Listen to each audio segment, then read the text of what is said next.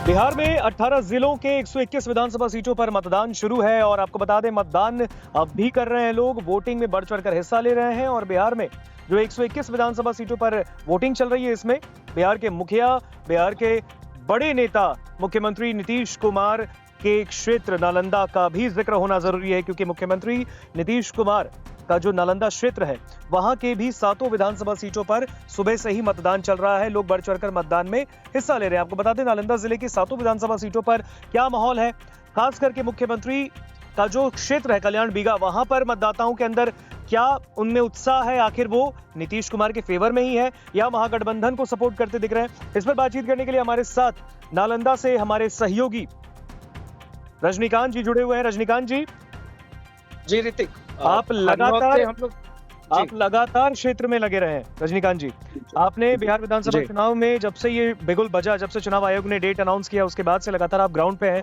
और आपने क्या वहां पे देखा है? अभी पहले चरण की वोटिंग चल रही है, मैं आपसे जानना चाहूंगा कुल मिलाकर अगर आप बताएं नालंदा में क्या स्थिति देखने को मिल रही है अभी तक के जो रुझान, मतलब अभी आंकड़े जो सामने आ रहे हैं, यहाँ पर वोटिंग जो दर्ज की गई है करीबन 1 बजे तक के जो वोटिंग परसेंटेज है वो सामने आए हैं। और नालंदा में अगर हम बात करें तो नालंदा में करीबन 41 से ऊपर यानी 41 से ऊपर जो है वोटिंग परसेंटेज जो है दर्ज की गई है। दोपहर 1 बजे तक का हम ये आंकड़ा आपको बता रहे हैं, यानी नालंदा के अंदर 41.87% वोटिंग दर्ज की गई है। तो आपको बता दें हमारे साथ हमारे सहयोगी रजनीकांत जी जुड़े हैं। रजनीकांत, आप बताइए क्या देख रहे हैं ग्राउंड पर आप?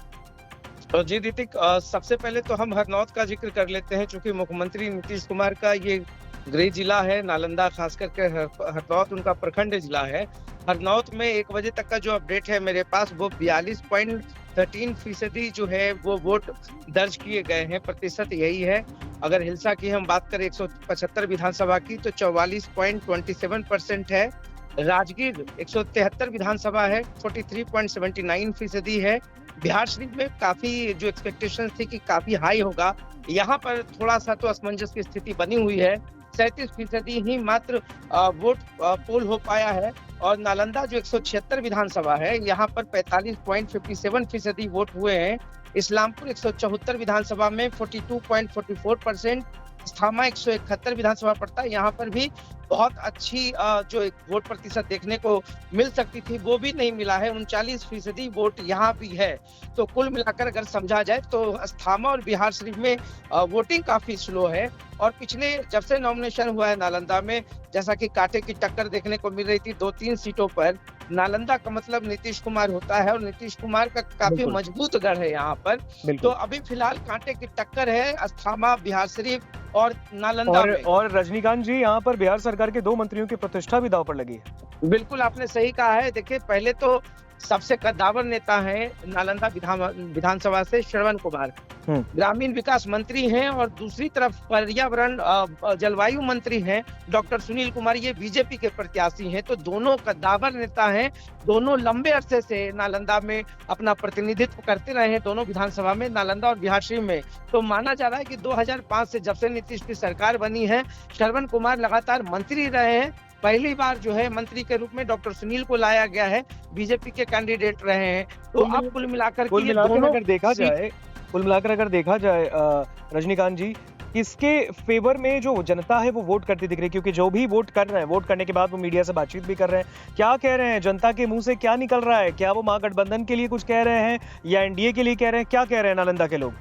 देखिए, अगर मूल जो सच्चाई है, नालंदा जिले के लिए जितना नीतीश कुमार ने काम किया है, सभी जो पब्लिक है यहाँ पर, नालंदा में नीतीश कुमार का अपना एक विजन रहा है और जितना उन्होंने काम किया है नालंदा के लिए, तो कोई इसमें डाउट्स नहीं है कि लोगों का रुझान नीतीश कुमार की तरफ तो है ही।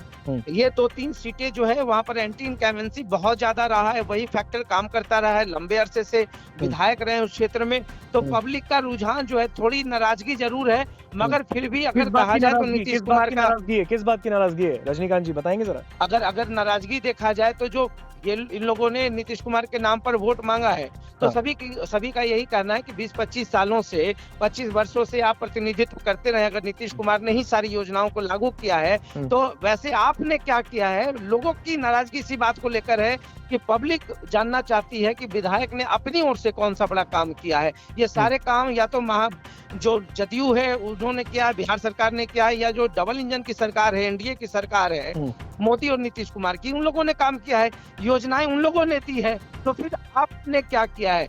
रोजगार की तो मुद्दा यहाँ पे है, बहुत ही शिक्षा है। यानी रजनीकांत जी ये बहुत ही बैलेंसिंग बयान वहाँ के भी लोग दे रहे हैं, लेकिन अगर देखें तो महागठबंधन के लिए कोई कुछ भी नहीं करा क्या? क्योंकि 7 विधानसभा सीटें हैं नालंदा के अंदर, सातों विधानसभा में अगर अस्तावा की बात कर ले, बिहार शरीफ कर ले, हरनौत कर ले, हिलसा कर ले, इस्लामपुर नालंदा या फिर आपके राजगीर, क्या वहां पे भी कोई भी वोटर महागठबंधन के फेवर में नहीं दिख रहा है? कोई कुछ बयान भी नहीं दे रहा? क्या तेजस्वी और एंड कंपनी को वहां निराशा हाथ लगने वाली है? नालंदा में तो निश्चित तौर पे महागठबंधन को निराशा हाथ लगेगी। देखिए, हिलसा से अगर हम शुरू करें, 2020 का जो चुनाव हुआ था, उसमें महज 12 वोट से राजद के कद्दावर नेता और प्रदेश के प्रवक्ता शक्ति सिंह यादव हारे थे। पिछली बार लोजपा रामविलास यानी कि चिराग पासवान ने अपने कैंडिडेट्स को जदयू के खिलाफ खड़ा किया था। उस वजह से 22,000 से अधिक वोट लोजपा रामविलास के पार्टी ने काटा था, जिस कारण से महज 12 वोट से हारना पड़ा था। तो इस बार लोजपा जदयू के साथ एक अच्छी बात है कि जीतन राम मांझी हो, लोजपा हो, बीजेपी हो, ये तमाम लोग हैं। और नालंदा में देखिए बहुलता जो है वो कुल मिलाकर के कुर्मी जाति का सबसे ज्यादा है।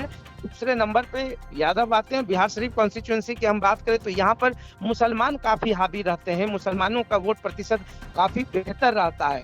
तो महागठबंधन की बात के आगे नीतीश कुमार का जो विजन रहा है नालंदा में, जो आप राजगीर का जिक्र मैं कर दूं कि एक तो पर्यटन स्थल रहा है, पर्यटन स्थल के लिए नीतीश कुमार ने बहुत काम किया है। सीआरपीएफ कैंप हो या पुलिस एकेडमी हो, नालंदा यूनिवर्सिटी का जो रिवाइवल रहा है, कुल मिलाकर स्पोर्ट्स यूनिवर्सिटी ओपन कराया गया है। तो अब अगर हम ये समझने की कोशिश करें कि नालंदा के कम में जो भी नीतीश कुमार ने किया है, लोग ऋण समझते हैं और उनका यह मानना है कि नीतीश कुमार ने बहुत अच्छा काम किया है। महागठबंधन में देखिए, इस्लामपुर पिछली बार राजद का सीट था, राकेश रोशन यादव वहां से विधायक रहे। 2000 में बिहार शरीफ से राजद के प्रत्याशी रहे नौशादुद्दीन नबी और पप्पू खान ने विजय प्राप्त किया था। उसके बाद से कभी भी ये राजद के खाते में, महागठबंधन के खाते में नहीं गया। अस्तावा में पिछली बार भी कांटे की टक्कर रही है, इससे पिछली बार भी काफी कांटे की टक्कर रही है, मगर कुल मिलाकर नीतीश पे भरोसा कर लिया जाता है। आखिरी वक्त में लोग मान लेते हैं, इसलिए नीतीश कुमार के लिए मजबूत किला है। नालंदा और नीतीश क्लियर है? क्लियर है, इसमें कोई कहीं असमंजस नहीं। यानी महागठबंधन की स्थिति नालंदा के अंदर साफ नहीं दिख रहा, मतलब मुश्किल में ही देखने को मिल सकती है आने वाले वक्त में 14 नवंबर को। 14 नवंबर को कुछ भी हो सकता है, ये तो अब प्रत्याशित बातें हो जाएंगी, अभी कुछ करना, मगर नालंदा और बिहार शरीफ में कांटे की टक्कर है, जो मुझे साफ दिख रहा है।